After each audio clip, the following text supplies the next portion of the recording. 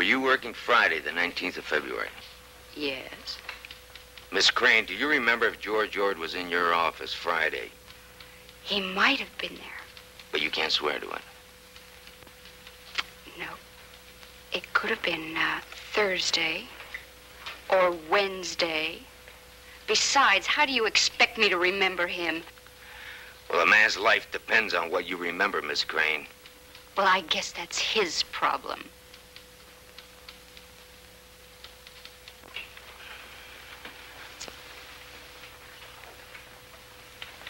Where'd you have lunch Friday? I brought my lunch. Where'd you eat it? There's a little park about a block from the office. When you got back to the office, you were as high as a kite. I did my work. But you don't remember anything. Do you turn on every day, Miss Crane? That is my business. Not anymore, it isn't. Mr. Thomas would be interested in knowing he has a pothead sitting outside his office. Come on now, I'll lose my job. And Mr. Thomas knows my folks. He'll tell him.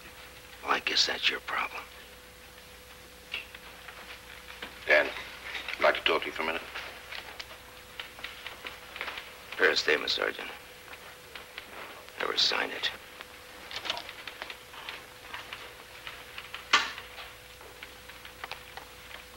Not so funny anymore, huh? Well, you turn over a rock and that damnedest thing's crawl out. Forget about her. It's not easy. A lot liker these days. I've got a bigger problem. Mayor Parker's on his way over here. So? So I think we'd better go ahead without him. What do you mean? I mean, George Ord, I think you better pick him up. All right. We know his alibi's no good, and if he found out what kind of a tramp his wife was, he most certainly had a motive. Yeah, it's motive, okay. You still think it's too easy, huh? I told you, lots of them are. Well, it's not that. Something's been bugging me about this case. Has, ever since the beginning. All right, what? Damn it, Frank, if I knew what it was, I'd tell you. This is a murder case, Dan. Hunches don't count. Pick him up. All right. I'll have him back in half an hour.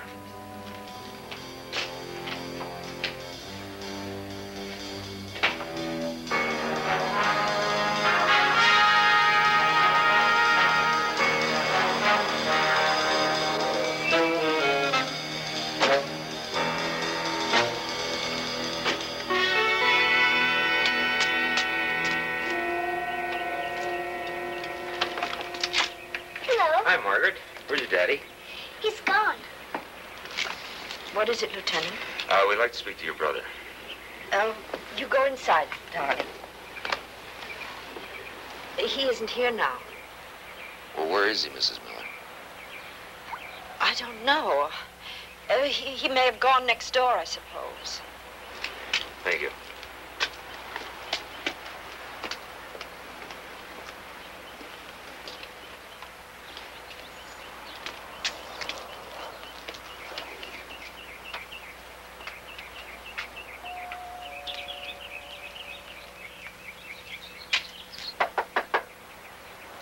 Lieutenant!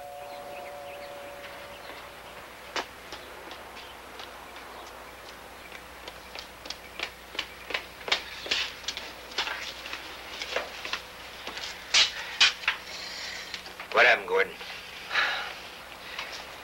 He was heading for the car. I asked him where he was going.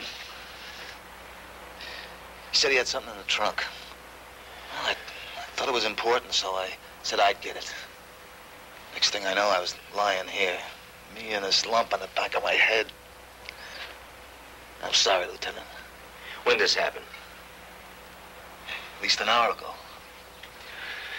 Better get him in the car. I blew it, huh? I'd say that's a pretty good guess.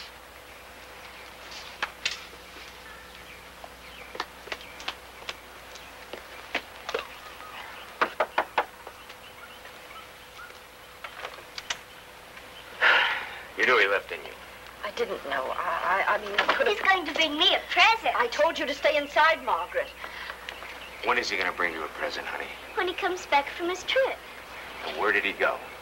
He took a suitcase and he went away. Didn't he, Aunt Lee?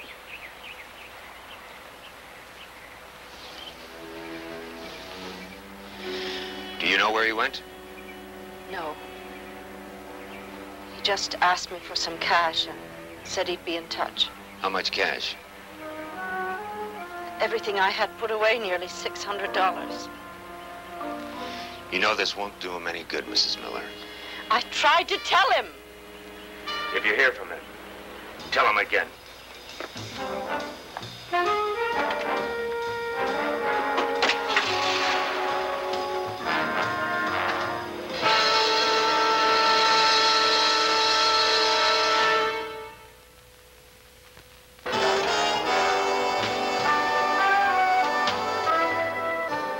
As far as I'm concerned, it's a case of plain and simple dereliction.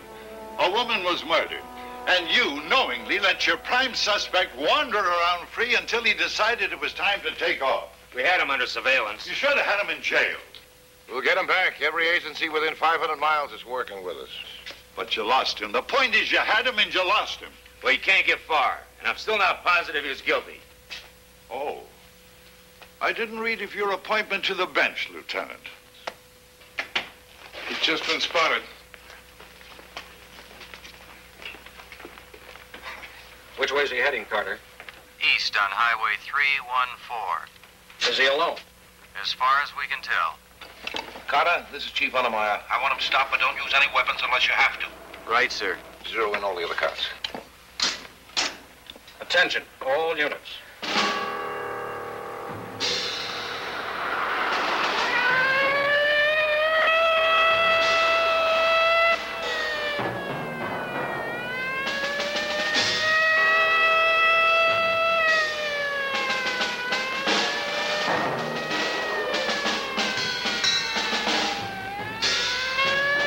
Not about to pull over. Untermeyer said no weapons. He said unless you have to.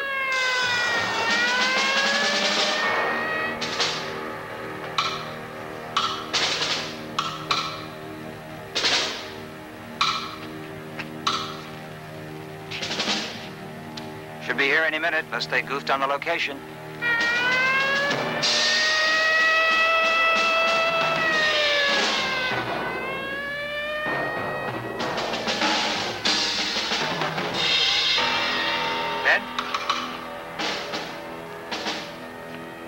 I think I hear him now.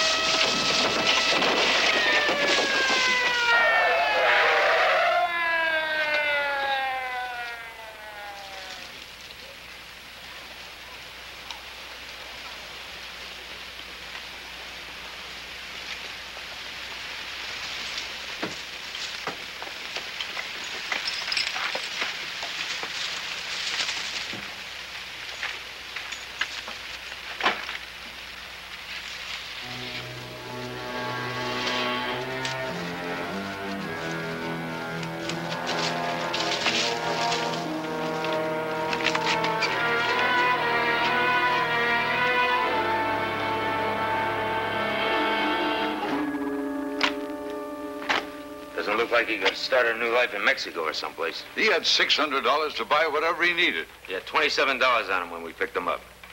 They checked the car. Doing the best they can.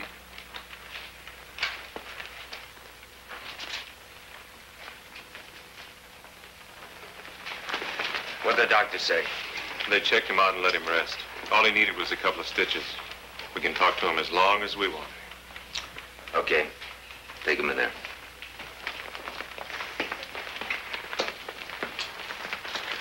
Tell the boys to look for anything on that car that might tell us where he could have been since he left home.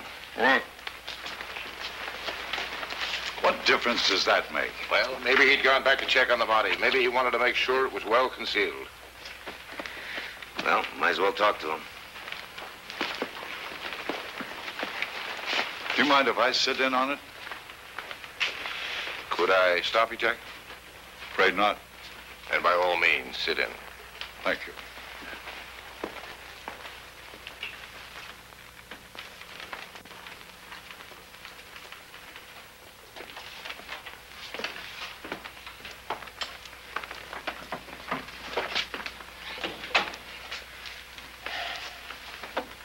How are you feeling, Mr. Ord?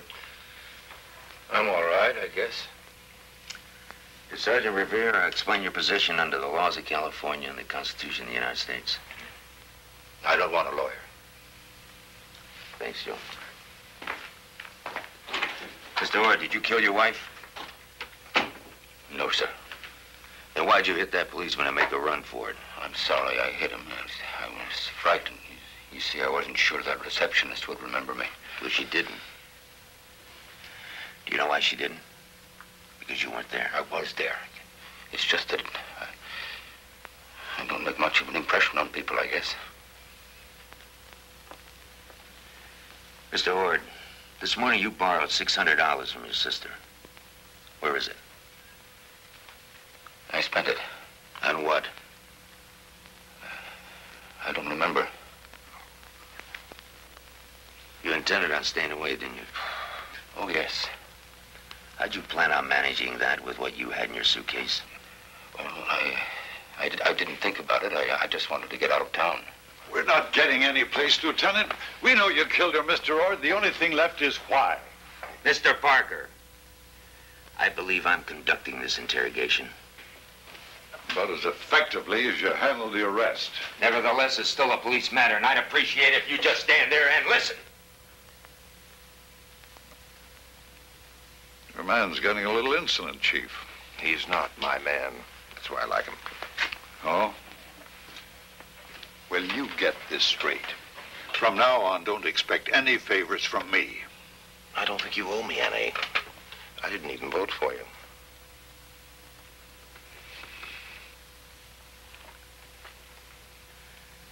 Mr. Ord, we found out a few things about your wife. We have reason to believe she had involvements with other men. She was cheating on me. Is that what you mean, Lieutenant? You knew about these men? Maybe not all of them, but enough. What'd you do about it? Nothing. Why not? I didn't want to lose her. That doesn't make sense, man. Didn't you ever love anyone, Lieutenant? But how could you love a woman that could hurt you like that? Maybe he gets his kicks that way. Stay out of it, Parker, and I mean it.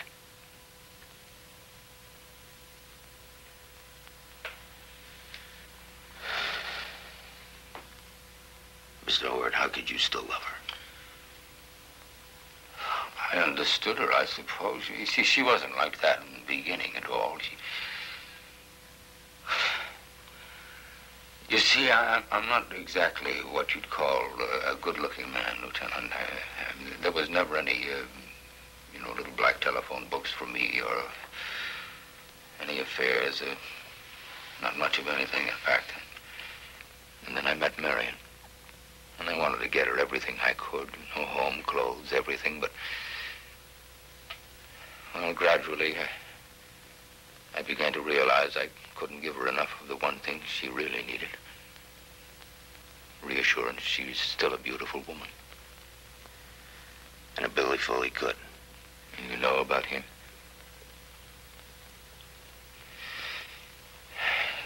Yes, I guess he could. I suppose he could make her feel like she was 20 again.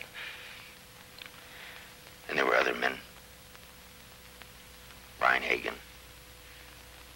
Gilman. Durston. Marion isn't like other people, Lieutenant. She's a frightened little girl. She thinks all she has to offer me or anyone is her looks, her body, her sex. And she was special, Lieutenant. When the years started getting to her, when, those lines came around the eyes and around the neck, she began to panic, She